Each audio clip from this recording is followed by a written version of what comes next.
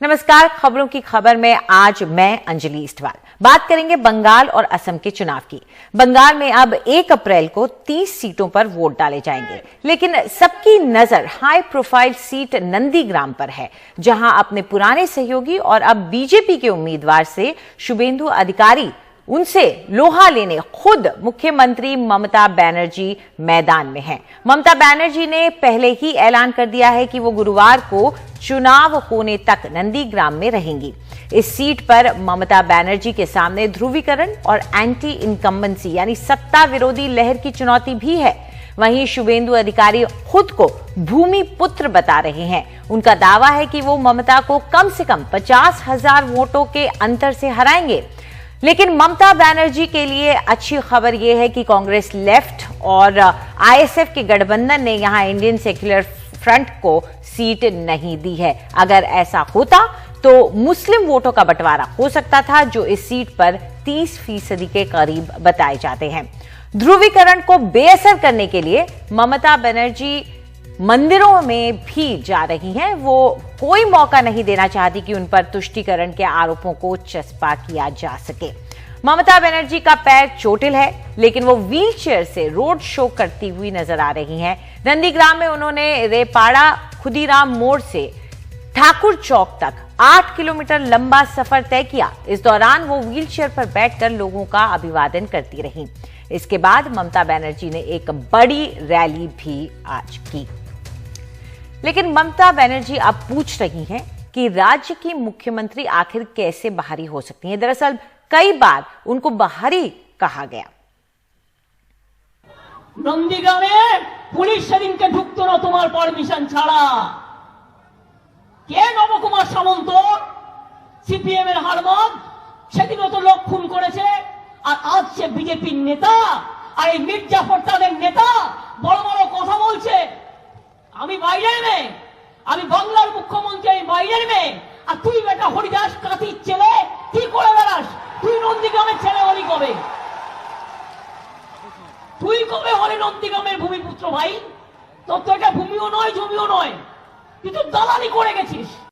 और ममता बनर्जी को टक्कर देने के लिए यहां पर उनके पुराने सहयोगी खुद उतरे हैं। शुभेंदु अधिकारी, बीजेपी लगातार ममता पर तुष्टीकरण के आरोप लगा रही है। इस बारे में शुभेंदु अधिकारी से बात की हमारी सहयोगी मोनीदीपा बनर्जी ने।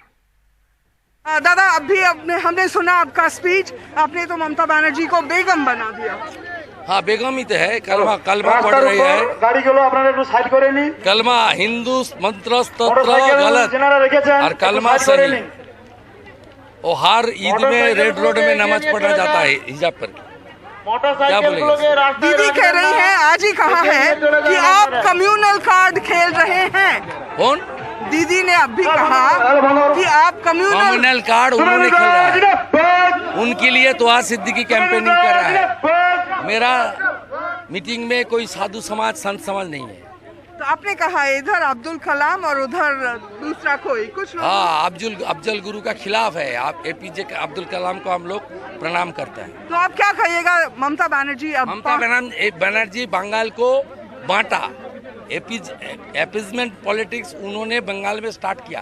क्यों? ममता बनर्जी ने इमाम को, सब इमाम को 2,500 करके आपका जो अनारियाम जो सैलरी जो भाता बोलता है वो दिया, लेकिन पुरोहित को नकार दिया। 5 लाख पुरोहित है बंगाल में, 8,000 को 1,000 करके दिया। शुभेंदु दा, आपको तो तीव्र अटैक किया है ममता बनर्जी कल आज। कहा है आपके पास ट्रॉलर है, होटल है, घर है, और आपने उनको अंदर नहीं आने दिया नंदीग्राम में। ये क्या आपने आपके ऊपर? नहीं, उसका ऐसा झूठा बात। उन्होंने हारने वाली है इधर, उसका जमीन खिंचक गया। कितना आदमी मेरा साथ घूम रहा है एक गांव में। उसका जो रैली में जो 1,500-2 हजार आदमी होता है, मेरा एक 3-4 गांव में 3,000। आप देख लीजिए कितना आदमी मेरे साथ। व्हील चेयर का इम्पैक्ट, व्हील चेयर में बैठ के जा रही है। कोई इम्पैक्ट नहीं है। नाटकबाजी, ड्रामाबाजी, ये सब नंदीग्राम का लोग स्वीकार नहीं करेगा। क्रेप बैंडेज घर में रख के जब कैंपेनिंग में जा रहा है तब क्रेप बैंडेज बांध के नौटंकी कर रहा है। ये नौटंकी का कई फायदा उसको उसकी नहीं मिलेगा। वो पूरा के पूरा जो तोषण का तुष्टीकरण का राजनीति बंगाल में लाया, बेरोजगारी का बंगाल में 1 नंबर में पहुंच दिया, शिल्पा एंड इंडस्ट्रियलाइजेशन खत्म कर दिया, पीएम किसान आयुष्मान भारत बंद किया, और प्रधानमंत्री को हर मीटिंग में फिल्दी लैंग्वेज, मेरा मुख से नहीं आता है, फिल्दी लैंग्वेज प्रधानमंत्री के खिलाफ बोल रहा है। इसका खिलाफ बंगाल का लोग फर्स्ट पहले चरण में वोट कर दिया, 30 में 30 भाजपा, अगले 1 तारीख फिर 30 में 30 भाजपा। और आप क्या करेंगे नंदीग्राम के लिए? वो कह रहे हैं रास्ता भी नहीं है नंदीग्राम में, आपने बनाया नहीं मंत्री के हिसाब से। उसको रेजिग्नेशन देना चाहिए। मैं रोड का मिनिस्टर नहीं था, पीडब्ल्यूडी मिनिस्टर उसका चाकर है, पंचायत मिनिस्टर भी मैं नहीं था। अच्छा, ट्रांसपोर्ट मिनिस्टर रास्ता नहीं बना सकता। जितना ढलाई रोड में खड़ा है ये होल्डिया उन्नयन परिषद का है। जितना हुआ 100 से ज्यादा जो कंक्रीट रोड शुभेंदु ने बनाया CSR का टाका से, ममता बनर्जी का स्टेट गवर्नमेंट का रुपया से नहीं। Last question sir, chief minister का कुर्सी, उस पर आपका नजर? नहीं, ये सब हाइपोथेटिकल क्वेश्चन में मैं आंसर नहीं दूंगा। बीजेपी अनुशासित पार्टी है, पार्टी तय करूंगा।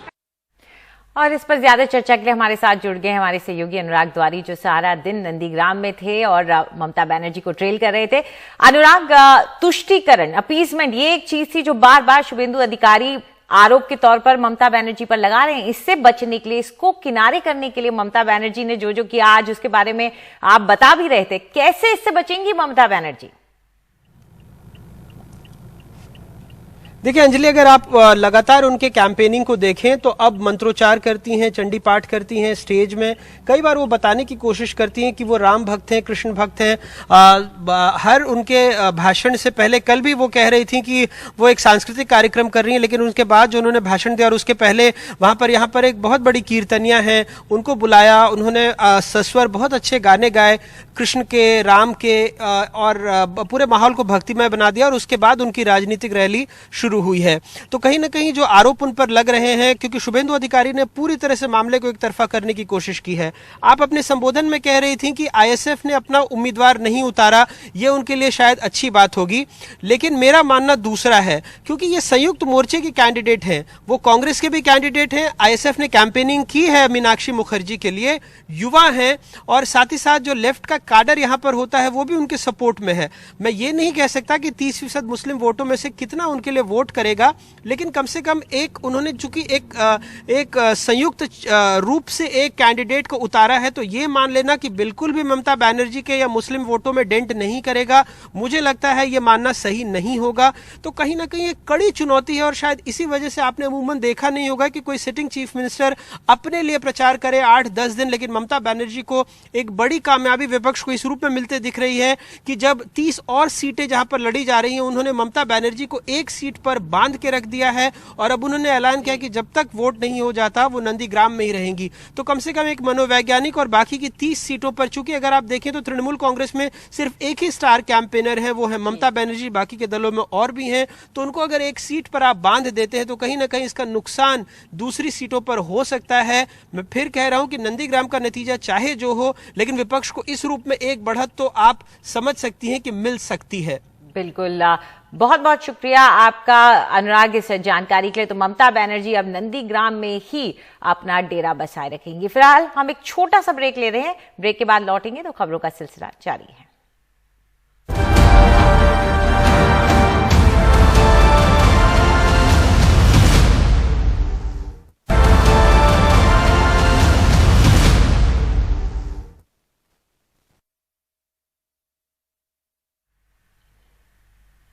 खबरों की खबर में आपका एक बार फिर से स्वागत है, और अब बात करते हैं असम की, जहां पर सर्बानंद सोनोवाल और साथ में उनके साथी हेमंत बिस्वा शर्मा भी रैलियां कर रहे हैं और भारी भीड़ वहां पर नजर आ रही है। बीजेपी नेता और असम के मंत्री हैं हेमंत बिस्वा शर्मा, और उनकी रैलियों में आप देख सकते हैं किस तरह का जोश दिख रहा है। ये सिबझार है जहां उनकी रैली में बड़ी संख्या में लोग नजर आए। हेमंत बिस्वा ने कहा कि लोगों का ऐसा समर्थन देखकर उनकी होली वाकई में हैप्पी हो गई है। वहीं मुख्यमंत्री सर्बानंद सोनोवाल ने गुवाहाटी के फैंसी मार्केट में होली मिलन के कार्यक्रम में हिस्सा लिया।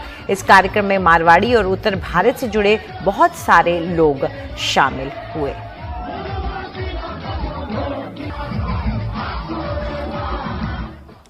और असम में all India United democratic front यानी AIUDF के नेता बदरुद्दीन अजमल ने दावा किया है कि कांग्रेस नेतृत्व वाला महाजोट पहले चरण में 47 में से कम 30 सीटें जीतेगा।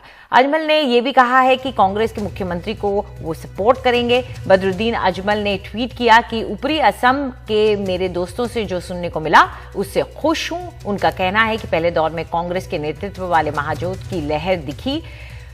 हमारा गठजोड़ कम से कम 30 सीटें ला रहा है। AIUDF 2 मई को कांग्रेस के मुख्यमंत्री के समर्थन की तरफ आगे देख रहा है।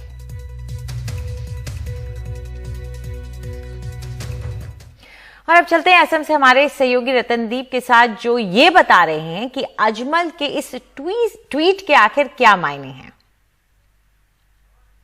अंदर जो बात छुपी है ये है कि इस ट्वीट के जरिए अजमल ने 2 चीज़ों पे निशाना साधने की कोशिश की है। एक जो दूसरा और तीसरा चरण है जहाँ पे कि उनका दबदबा है। दूसरा और तीसरा चरण ऐसे इलाके हैं में होने वाले हैं जिनमें कि अजमल का पॉकेट माना जाता है और उस इलाकों में उनका ट्वीट का, उनका ये दावे का एक असर हो सकता है। दूसरी बात ये है कि जो बहुत सारे ऐसे इलाके हैं जहाँ पे कि अब जो अलायंस हुआ है इसके चलते जो कैंपेन रही है, बीजेपी की कैंपेन रही है, बीजेपी ने सबसे ज़्यादा टारगेट अजमल को किया है। उनके ऊपर हमेशा ये सवाल खड़ा किया जाता है कि वो असम में जो बंगाली मुस्लिम हैं जो कि बांग्लादेश से माइग्रेट, जिनके पूर्वज बांग्लादेश से माइग्रेट करके आए थे, उनकी अगुवाई वो करते हैं। तो इसको काउंटर करने के लिए उन्होंने ये ट्वीट में सीधे सीधे कह दिया है कि उनकी आँख जो असम के चीफ मिनिस्टरशिप के ऊपर नहीं है। तो बहुत ये जो बयानबाजी है, ये बयानबाजी एक तरह से एक बिल्डअप है दूसरे और तीसरे चरण के चुनाव के लिए। तो बयानबाजी का दौर असम में भी जारी है। फिलहाल हमारे इस कार्यक्रम में इतना ही। लेते हैं एक छोटा सा ब्रेक, लेकिन ब्रेक के बाद खबरों का सिलसिला जारी है। नमस्कार।